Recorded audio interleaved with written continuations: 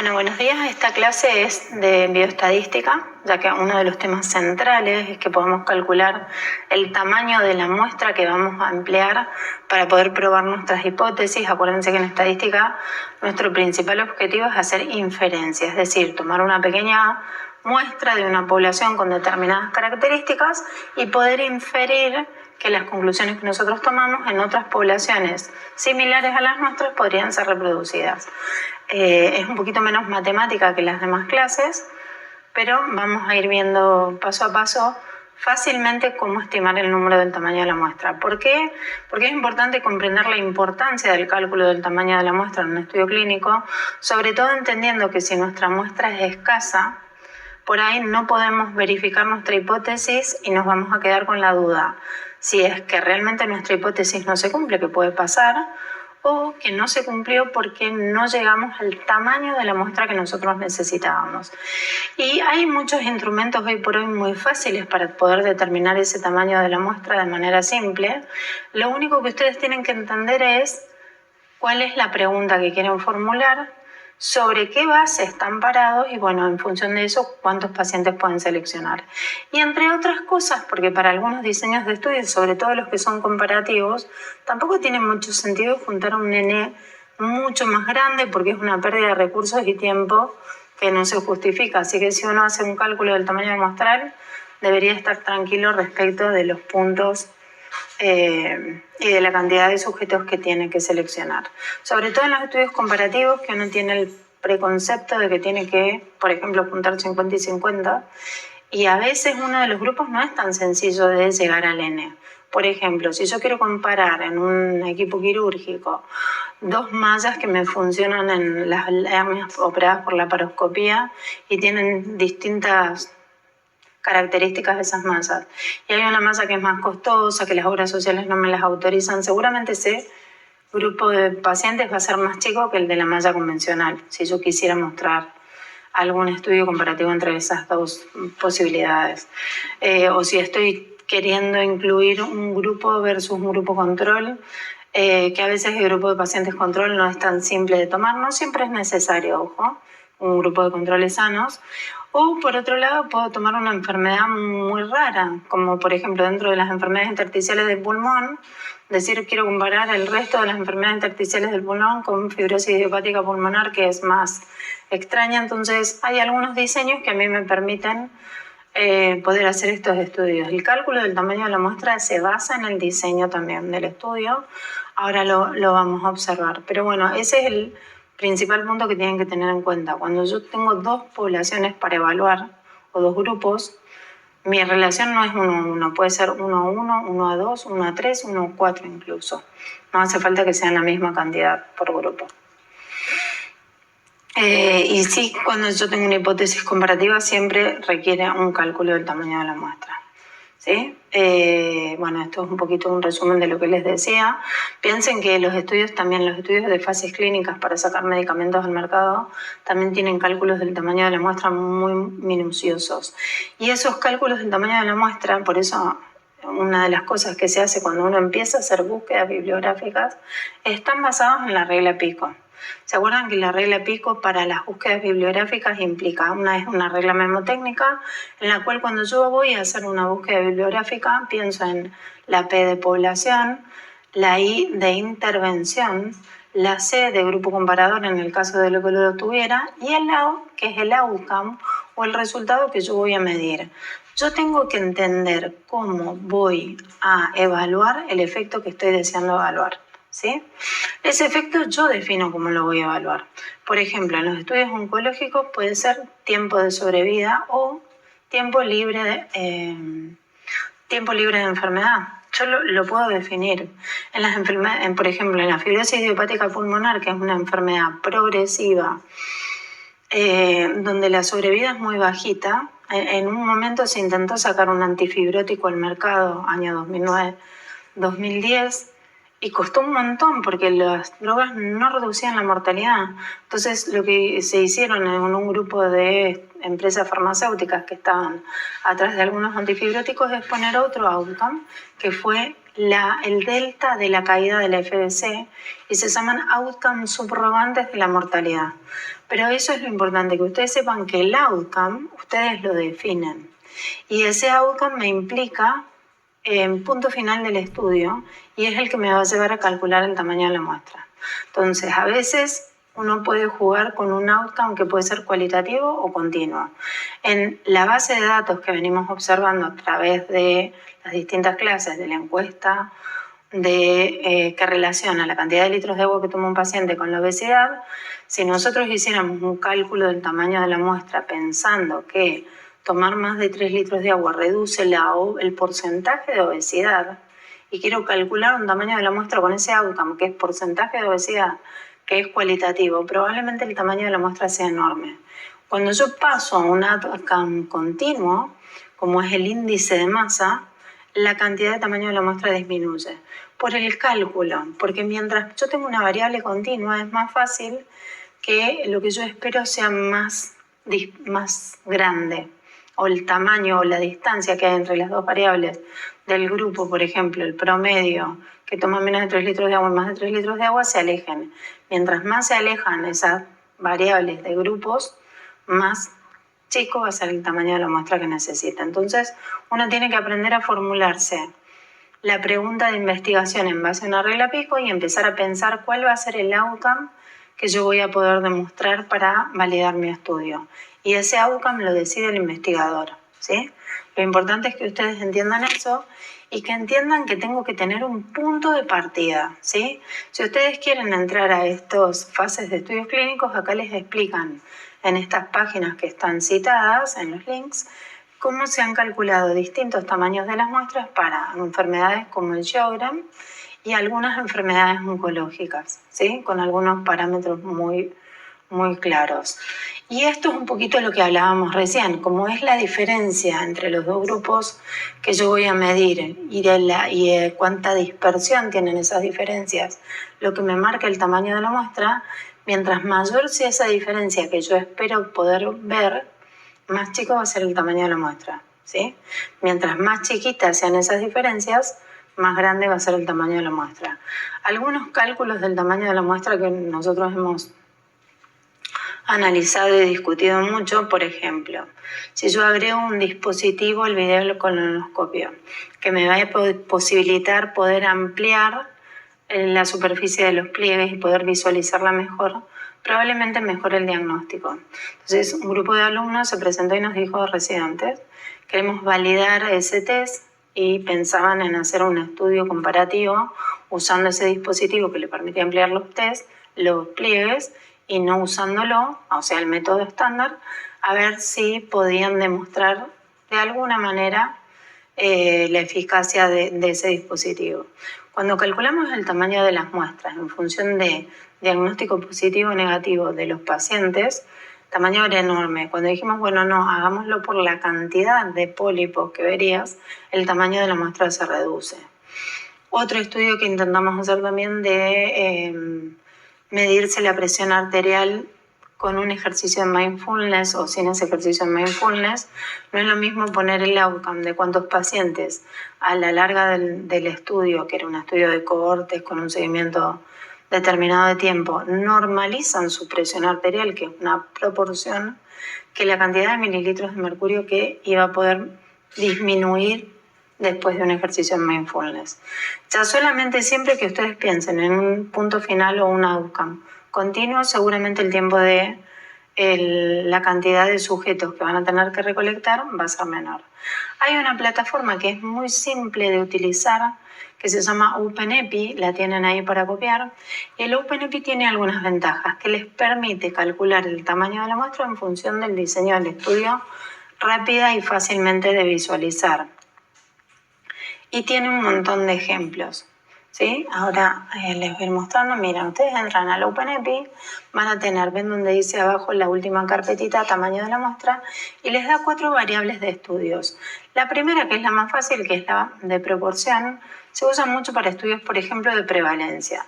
Yo espero demostrar que en mi hospital, por ejemplo, si la prevalencia de obesidad en niños es similar a la reportada en la literatura. Esa es una hipótesis válida porque yo puedo buscar en la literatura cuál es la prevalencia de obesidad en centros similares al mío. Entonces, cuando ustedes entran y le ponen proporción, les va a aparecer esta tablita que dice introducir datos, en lo cual lo que ustedes tienen que saber y haber leído previamente es cuál es el tamaño esperado, ¿sí? Entonces, ese outcome que yo elegí para medir, yo tengo que saber cuál es el outcome que vamos a poner. No se juega dentro de la tablita, cuando ustedes le ponen introducir datos, les voy a dejar algunas casillas libres para poder modificar. La que tienen que modificar en el caso de que entren a proporción es la frecuencia. Si yo espero estimar una frecuencia del 50%, coloco en 50%. Y la otra cosa es el error que estoy dispuesto a aceptar. En general, el error estándar aceptado para este tipo de cálculos del tamaño de la muestra es del 5%. Ahora, si lo que yo espero es muy chiquito, puedo reducir ese error al 0,5%. Pero igual, así como el outcome, lo define el investigador. Lo que sí tiene que estar chequeado de la literatura o eventualmente de un estudio piloto, si realmente hice una búsqueda a conciencia en PubMed, en Biblioteca Virtual en Salud, que es como PubMed, pero de todas las revistas que no están indizadas en PubMed, pero ustedes saben que de las sociedades argentinas, de las distintas asociaciones médicas, no todas están en PubMed. De hecho, hay muy poquitas en PubMed y están indizadas en otras bases de datos como Biblioteca Virtual en Salud, LILAC, Cielo, todas esas. Si ustedes entran por Vireme o BBS, B larga, B corta S, que es Biblioteca Virtual en Salud, pueden también hacer una búsqueda de esas revistas puntualmente que no están en PubMed, ¿sí? Entonces siempre tenemos que tener un punto de partida que es a lo que yo me quiero acercar. Por ejemplo, ¿ven? Recomendaciones para cuando hagan estas búsquedas bibliográficas: hagan búsquedas avanzadas y usen buscadores o palabras claves o palabras términos mesh, que son como sinónimos que les van a arrojar más específicamente la búsqueda. Si yo no utilizo, por ejemplo, para fibrosis idiopática pulmonar, porque es más mi área, no uso un término mesh, yo puedo decir interstitial pneumonia, idiopathic pulmonary fibrosis, interstitial lung disease, hay como un montón de términos, pero si buscan el término mesh, que lo pueden buscar o por términos mesh o DEX, que son los descriptores en salud de Vireme, rápidamente pueden armar el término exacto que les va a arrojar la mayor cantidad de citas, ¿sí?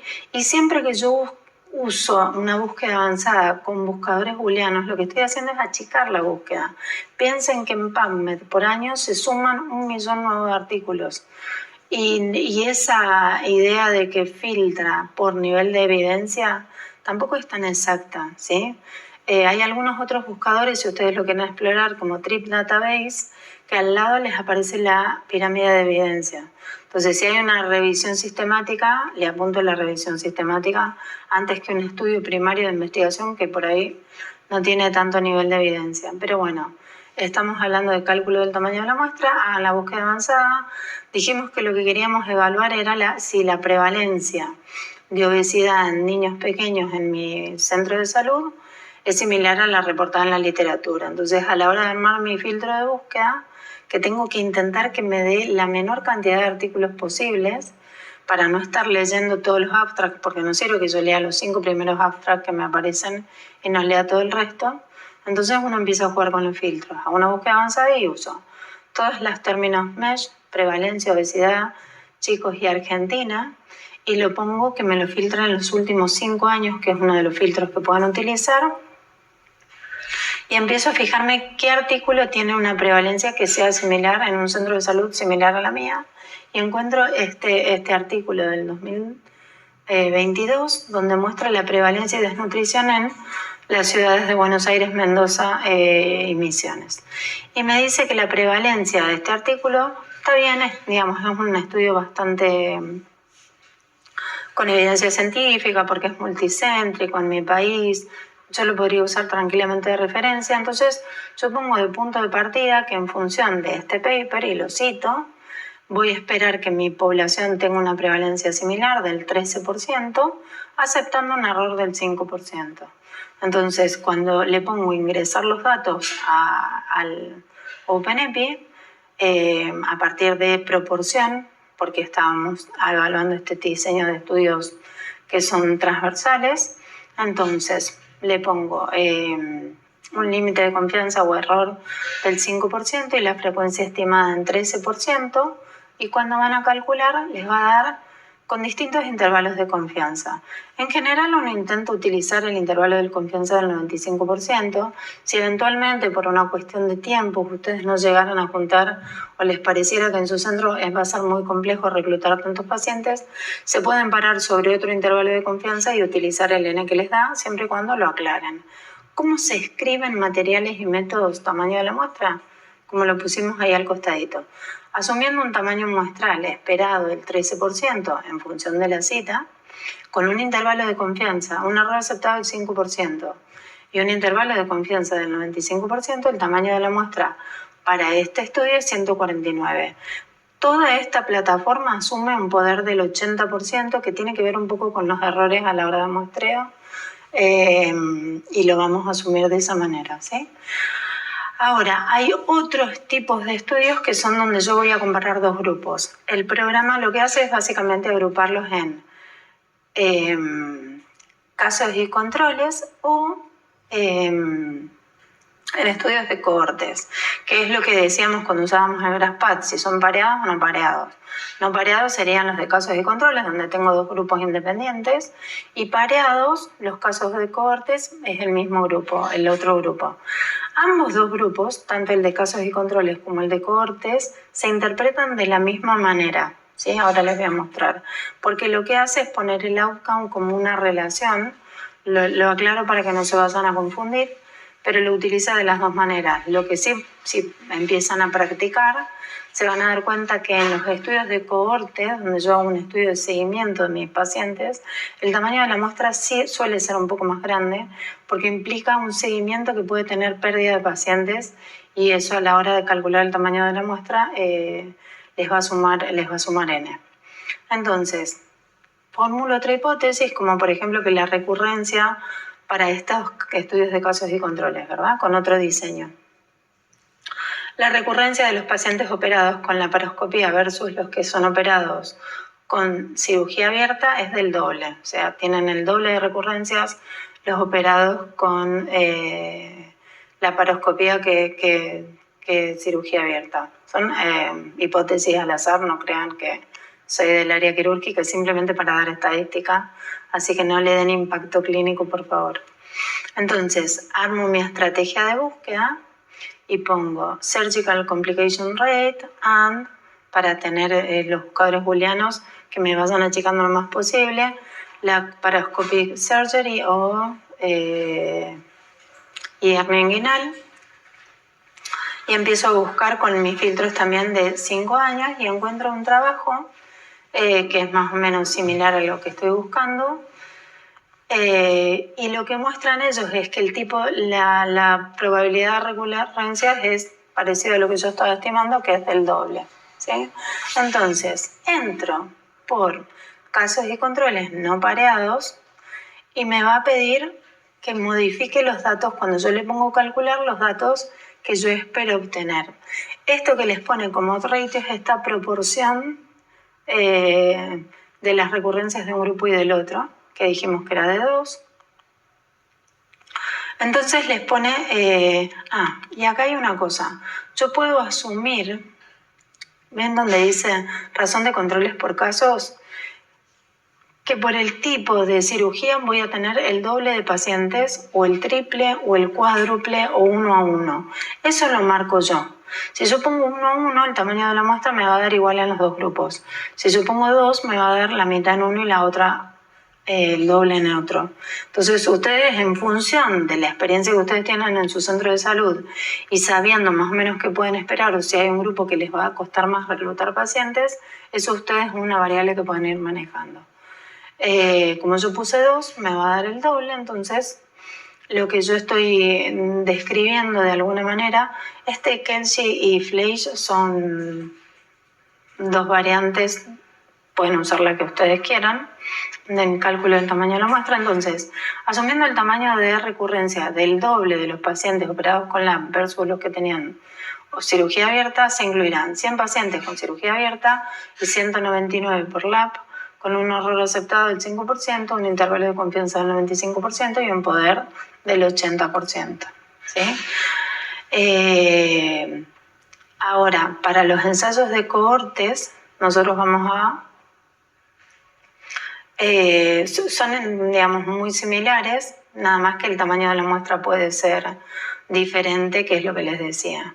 Pasemos a la última hipótesis, que es ya una hipótesis de variables que son continuas. Por ejemplo, el ácido hialurónico, que es uno de los elementos de la matriz de los tejidos, en general está en los tejidos como un ácido hialurónico, que son 2 azúcares pegadas de muy largo peso o de alto peso molecular, pero cuando hay un daño tisular se pueden liberar en pequeños fragmentos que son, en general, pueden activar receptores TOL que están relacionados a la inflamación, como el TOL2 y el TOL3. Entonces, mi hipótesis puede ser que los niveles de ácido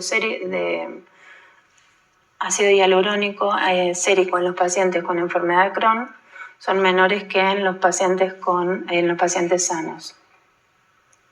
Se busca un trabajo, porque hay mediadores que yo puedo saber el valor de normalidad y hay otros que no. Busco un trabajo, en este caso que estoy con una variable continua, yo acá lo estoy haciendo para una variable que es relacionada con la inflamación. Podrían ser otras variables que ustedes tengan del laboratorio, suelen ser unas variables del laboratorio. Entonces, en la última, que es diferencia de medias, yo puedo poner la media y el desvío estándar de cada uno de los grupos, que en este caso eran sujetos con enfermedad de Crohn o sujetos sanos, o poner directamente la diferencia, ¿sí? Depende de lo que encuentren los trabajos. Y fíjense que me da un tamaño de la muestra súper bajito. El trabajo que yo les contaba de la presión arterial o de la cantidad de pólipos, a veces cuando yo intento, es difícil porque tengo que encontrar literatura que respalde, pero cuando encuentro una variable que es continua, el tamaño de la muestra siempre es más grande, más chico, porque se aleja la distancia entre ambos grupos esperados. Y eso me facilita mucho el cálculo del tamaño de la muestra. Yo, un favor que les pido, es fácil de utilizar este calculador del tamaño de la muestra. Entren y fíjense que tiene un montón de ejemplos y de ayudas, y en esos ejemplos les vuelven a explicar con otros diseños, otras hipótesis, otras estimaciones del cálculo del tamaño de la muestra, que ustedes los pueden usar para el repaso y la integración de conceptos. Bueno, esto ha sido todo. Muchas gracias. Cualquier duda estamos por el chat.